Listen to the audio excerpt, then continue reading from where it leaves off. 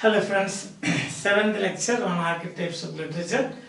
Now we saw that how rituals, then myths,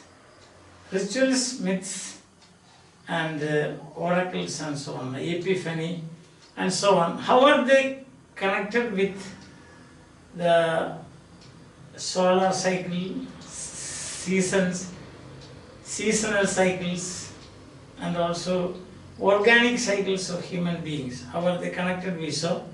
Now here towards the end of this chapter, what Frye is trying to do is systematizing the thing. So our title today is Archetypes Systematized. You know, this different genre or kinds of literature. For example, here let's take one romance. Romance, 2, dithyramb, and 3, we have rhapsodic poetry, rhapsodic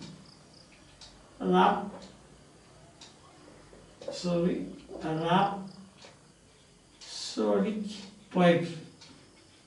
Now, how are these romance, dithyrhambic poetry or dithyramb and rhapsodic poetry, how are they connected to different cycles, as we have already seen? Or what do you find? What are the archetypes do you find behind this? Or how are the expressions of certain archetypes? That's what we are going to see today.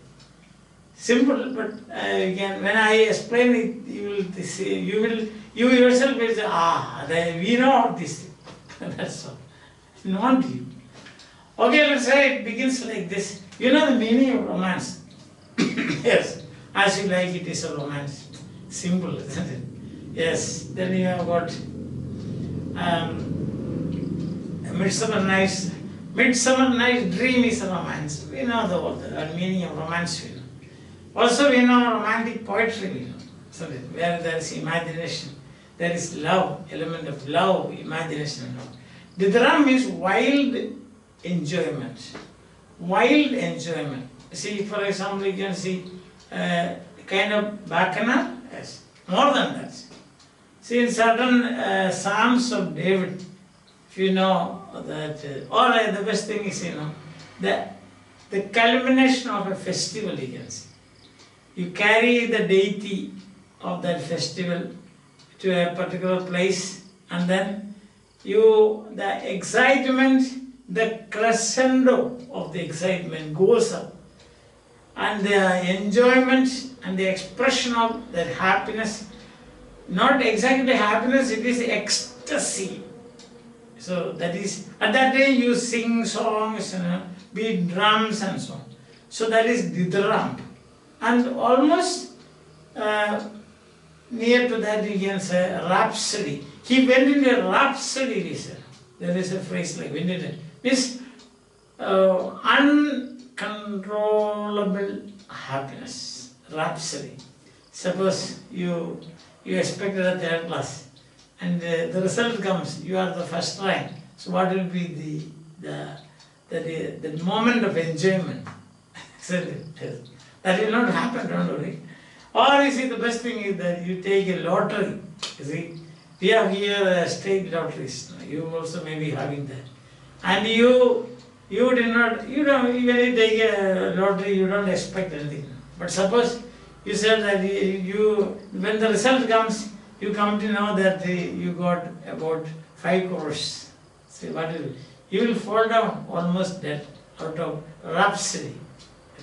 Then you will come back again to life. That's a different thing. So that's why I am just trying to tell you the point of enthusiasm and ecstasy that you feel, and that is expressed in dithyramb and also in rhapsodic poetry.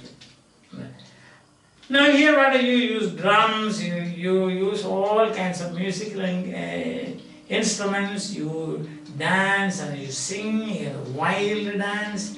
So that is dithyrambic and rhapsodic moments of a person's life. Or you can say about Holi. When you celebrate Holi, it's a comes near to Ditharam and also rhapsodic poetry, holy. Now there is no limit for your expression of ecstasy and happiness. Isn't it? It's a kind of what orgy we say, orgy. See, O-R-G-Y, orgy. Yes. So that is rhapsody. Now that is connected with the seasonal cycles, the day, cycles of the day. That is dawn. These three are connected with the dawn. Dawn means something new is happening. Dawn. Shakespeare says, no, the dawn in the morn, not dawn. The morn in russet mantle clad walks over yon high eastern hills. So that itself is romantic. The sun rising and then throwing up his rays, one after another, in multicolors. So that is romantic, that itself is romantic. Then in season, spring season, it is connected with the spring season. In the spring season, the best expression of this you will find in the prologue to Canterbury Tales, isn't it? One that April lay with his shoulders. So that is then precept to the rote, and the birds making melody, they cannot stop, they cannot close their eyes, they make a melody with open eyes. There is a movement everywhere. There is enthusiasm, there is pleasure, there is romance, there is rhapsody, there is dithyramb, everything you find. The whole nature is gripped, you can say, comes under the grip of this dawn or the spring season. The plants, the flowers, and human beings cannot sit at home. So they are moved, they come out, then they go together, form in their formations, different social formations. One of them we saw in the Tabards Inn, and there you saw this grouping. They are going for a pilgrimage and they are telling stories. It is time for telling stories and so. So that is dawn, spring season, and the birth phase, we can say. So we say about the birthday celebration, I say birthplace. And then it is connected with myths of birth of the hero. Hero is born. It is connected. That is myth. You have got a heroic characters, birth of heroic characters. Say like heroic characters means those who do say one days. For example, you can see Samson. It's a heroic character. Samson is a heroic character. Hercules, another heroic character. So birth of those people in the Messiah myth. So the Messiah myth, that is the Christian, that is you can say the birth of Jesus, another hero in a different way. Not that fighting and so on, but there's the opposite of that. But he is also hero. The birth of Mahatma Gandhi, you can say. So the hero, birth of a hero, isn't it? Myths of revival and resurrection. Again, spring season is always connected with the revival and the resurrection. April, the only one poet, as far as I know, my knowledge is limited, who has sung April is the cruelest month is TSB. No other person, I think. Everybody sings April. April is the month of energy, month of revival, month of resurrection, and so on. So there you can see Easter. The Easter myth is connected with this. Easteron. Easteron means sunrise also. The meaning of Easteron is, that is a secular word that is used by the Anglo-Saxons. So Easteron means, they are write it down. Easter comes from Easteron. Easteron means sunrise and so. So why do they celebrate this? Well, this is the rising, resurrection of, according to the Messiah myth, Jesus, Lord Jesus, we say. That is the resurrection. So that Easter, and Jesus is considered the sun. Sun, because rising now, that is power and energy. So Easter, that is again. Then you can see birth of hero, I told you now, say For example, the whole world celebrates Christmas. So irrespective of caste or religion or any such thing. So that is birth of hero, connected with the dawn, day, opening of the day, spring season, and so on. And then you can see this creation myths, resurrection and creation. See, you will find the Christian creation myth. That is, I think that is known to all people. But there are many other Persians, they have got a creation myth. See that probably all these different races, they have got creation myths. Creation means what? Beginning, something new. That is dawn, spring, birth. This is all creation, connected with the creation myths. Or revival and resurrection, we have seen. Vegetation myths you will find. The revival. At the end of the harvest season, what happened? They throw vegetation gods into the river Nile. So Attis, Adonis, and Osiris.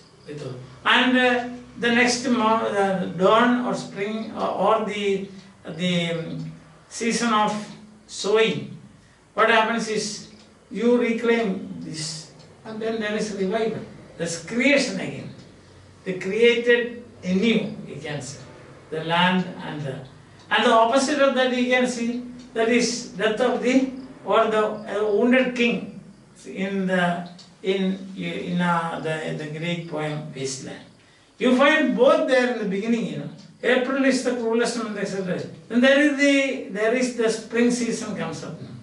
Spring season. And you can see that it is an interplay of all these different kinds of myths. Dawn, noon, sunset, and also night. You find, in fact, if you make a study of the wasteland, from this angle, you can see the archetypes are, they are intermingling, and they are also appearing and disappearing in that poem.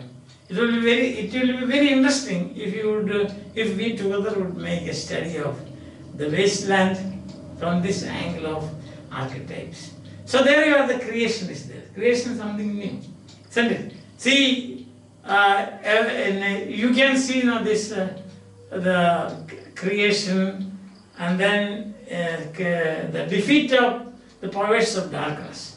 So you can see when Christmas season, when it is announced that Jesus is born, then what happens is the entire powers of darkness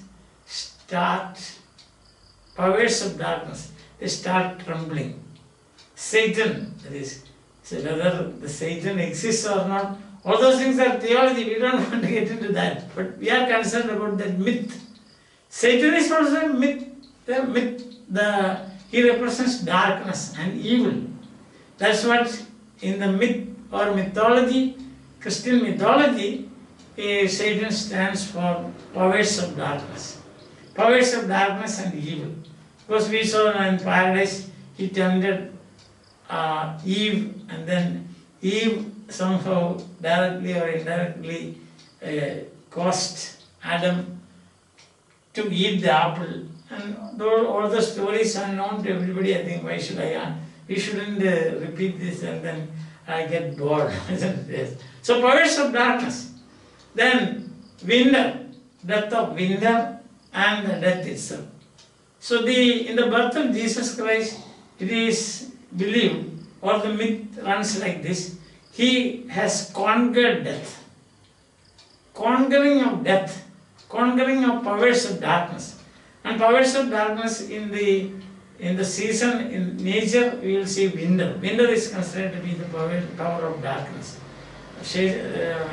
Not harmless, but the witching time of the night in Mathew. That is powers of darkness, where the powers of darkness go out to create problems. See? Or you can see another expression is winter kept us warm, the wasteland. Winter kept us warm. Feeding a little life with dried tubers. So that again you see what happens is that winter, activity, nothing of that sort. You shrink. There is a shrinking image there. winter kept us warm. Right? Feeding a little life. Little life. What is left is only little life. With the dried tubers. That means it's like I have heard that the astronauts, when they go up in the sky, they can carry all the masala dosha and dosa and idli and all those. So what do? They carry their food in like a Colgate paste, So that's what I don't know much about that. This is what people say. Or some such things. They store some paste or something like that. They eat. They eat to survive. So like that you see the dried tubers, the wasteland, denizens of the wasteland, they are very happy to live on this kind of dried tubers. So then what happens? Winter, it is conquering the winter, death. And there you will also find the birth of the hero. There are subordinate characters. These are the main characters, the protagonists.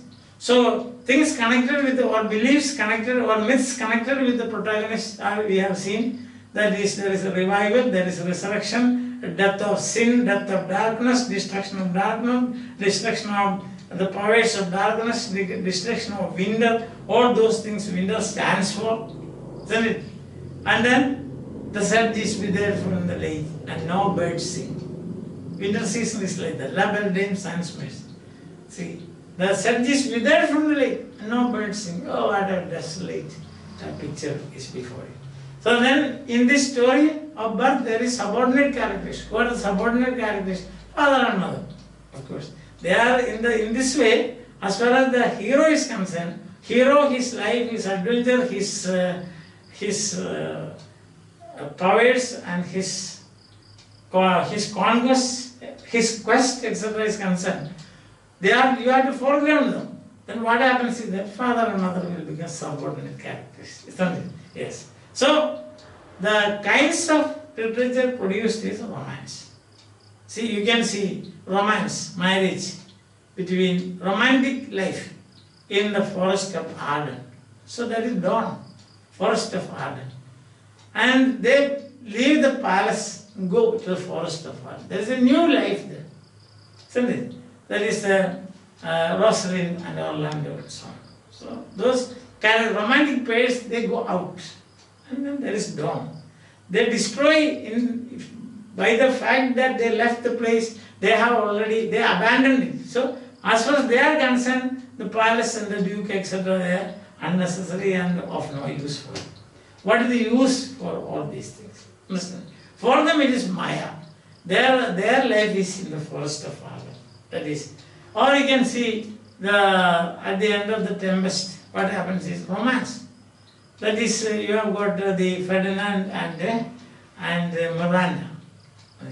So there also what happened? There is a journey. See that from forces of evil, they go and there is a shipwreck, they land in an island. So the life begins there, dawn. That's the dawn. And great happiness. Except of course some minor bickerings between Prospero and Caliban. Otherwise, life is very interesting there, very romantic there, isn't it? Yes. So and then Ditharam of course follows, and also rhapsodic poetry follows. So this is how the dawn is connected with different aspects of literature. Dawn is solar cycle of the day, spring is seasons of the year, and birth phase, etc. is the organic. So we saw yesterday, in the last class we saw solar cycle, seasonal cycle, and also organic cycle of the life of the human being. From birth to death, you will find it. So this is how it is connected, systematic. As far as the solar cycle is concerned, it is a dawn, morning. And then it is connected with the romance, it is connected with the Ditharam, and it is connected with the rhapsodic poetry. In between you have got a revival, resurrection, creation, birth, characters, and defeat of the conquest of the powers of darkness, and then that again is winter. Winter is the power of darkness and death. Then there is eternal life. So there is one set of, we can say, archetypes where it is connected with. So you should think it like this. dawn, and then you have got spring, then you have got birth of the hero. And then he stands for many things. And you find the literature, the archetypes of literature that you find in the kind, that is shown in the romance. Romance is not just a Midsummer Night's Dream or as you like it. So thousands and thousands of romances are there. Romantic novels are there, romantic poetry. See that? So there is, and then dithyrambic and also rhapsody. I think now that phase is clear to you. So archetypes, again I will write it here for you so it becomes easier, I think. This easier, that is archetypes of literature. First you have got, as we saw in the last class, we have the solar cycle. The solar cycle is the dawn. Solar cycle is the dawn. And then seasonal cycle, you have got dawn. Okay. Seasonal cycle is spring. It is connected with some beginnings now. And you have got organic cycle is birth of the hero. Now, what is significant? So you can 3 levels you can see. Day, season, day, year, and human being. So that's why it says it is archetypes. Recurring themes are there, isn't it? Then it's followed by myths of revival, resurrection, isn't it? New life, resurrection, new life, spring, myths of revival, resurrection, myths of creation, new life, creation, and defeat. When you have got new life, resurrection, and so on, defeat of. When there is a resurrection, that means what? It is stepping into immortality. So you have conquered death, as the defeat of death, powers of darkness, winter is also powers of darkness. No, winter stands for winter. Powers of darkness, stands for winter. That's it. So and then in this scheme there are subordinate characters,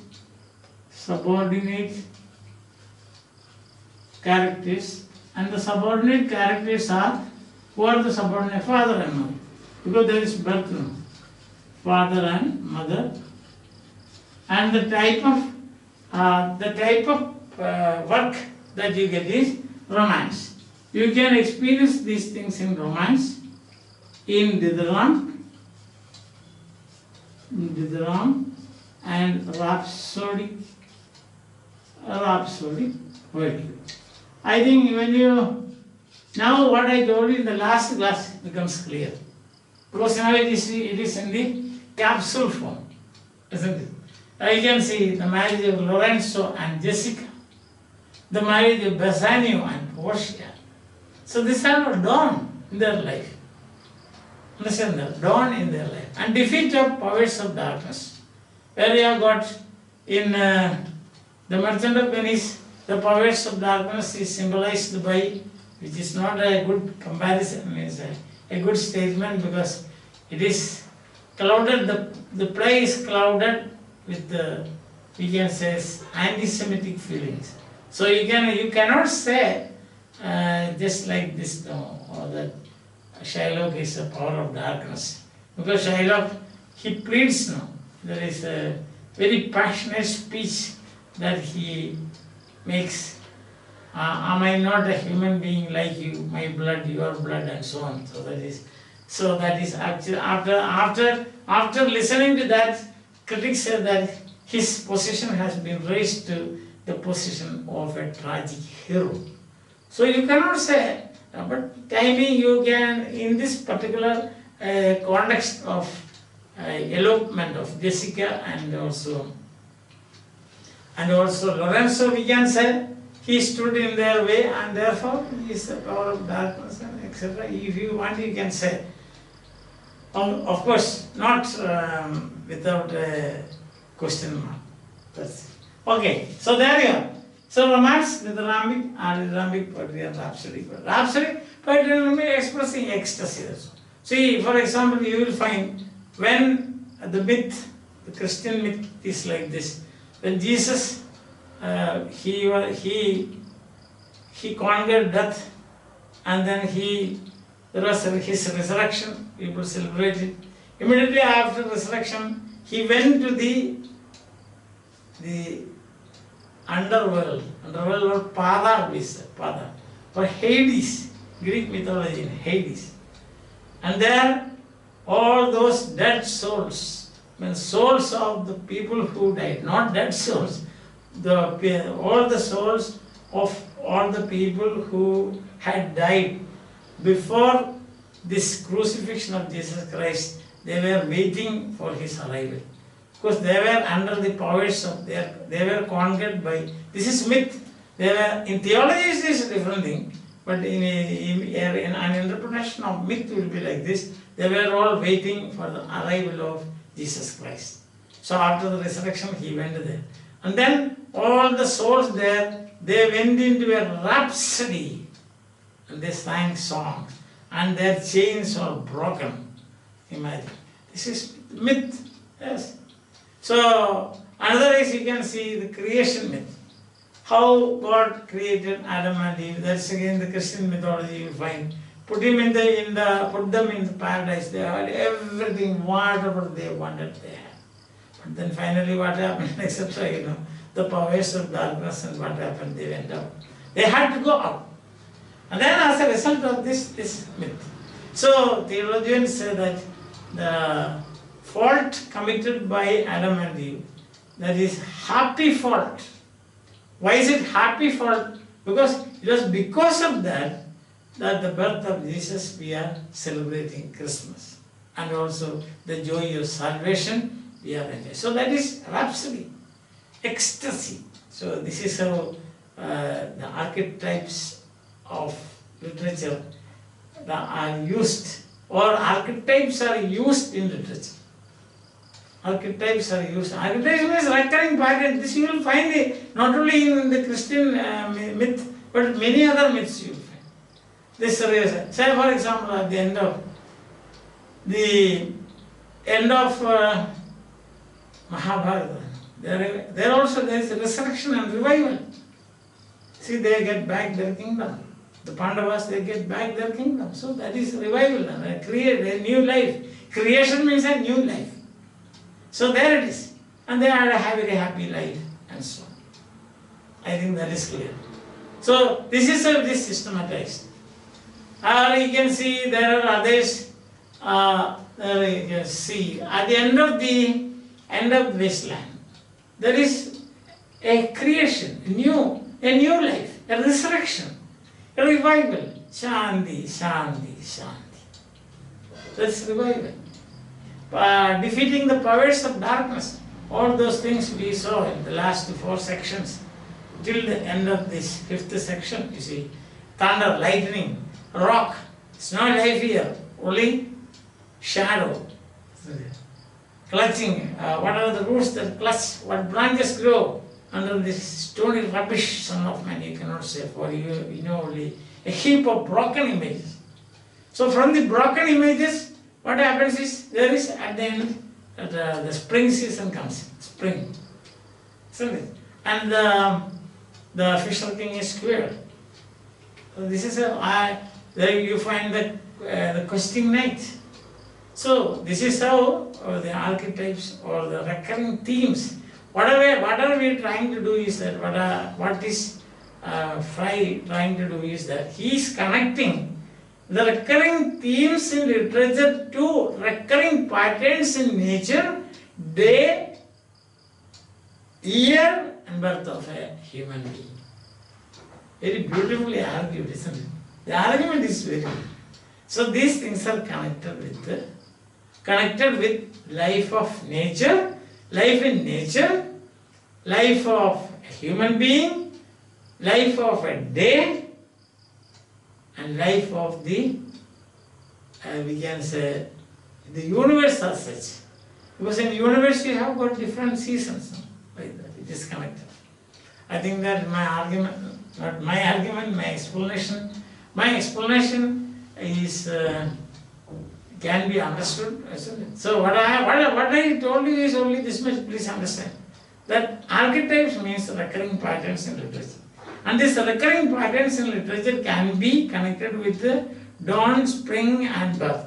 And these three, dawn is connected with the day, repetition of the solar cycle of the day. The spring is connected with the repetition of the cycles of seasons of the year. And birth is one of the phases of the organic cycle of human being. And they all have meaning. The meaning of dawn, spring, birth phase is resurrection, revival and the defeat of darkness. And therefore what happens? There is romance, there is dithyramb, there is rhapsody poetry.